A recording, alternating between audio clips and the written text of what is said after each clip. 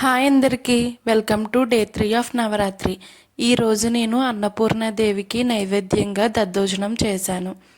ఇది చాలా easy and 10 to 15 మినిట్స్లో అయిపోతుంది. ముందుగా వేడన్నాన్ని కొంచెం మెత్తగా చేసుకుని దాంట్లో పెరుగు అండ్ సాల్ట్ వేసుకుని ఉంచుకోవాలి.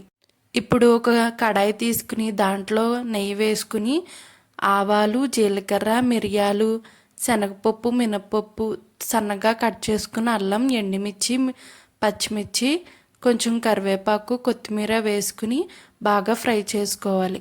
కాచి చల్లార్చిన పాలు కూడా దీంట్లో మిక్స్ చేసుకోవాలి. వేడి పాలు అయితే ఇరిగిపోతాయని కాచి చల్లార్చిన పాలే కలుపుకోవాలి.